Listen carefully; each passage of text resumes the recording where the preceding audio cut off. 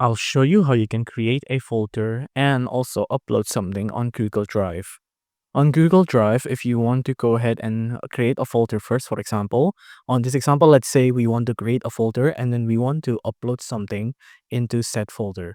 First off, you want to go ahead and either right click or you can also press on this button up here. I'm going to show you both ways. So right click, tap on the new folder, and then on this new folder, let's just call it example1. And then that's it. You have a new folder. There's also a way like this, new folder.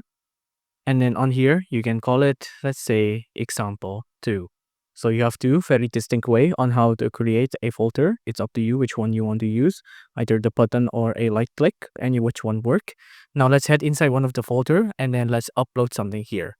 On here, same thing. You can either right click and then tap on file upload and then upload a file by clicking it and then clicking on open. And then it'll start uploading the item right here. Or you can also go ahead and tap on this button up here, new, file upload, and then upload another file. Tap on open, same thing like that. And now we have a file uploaded within a folder in Google Drive.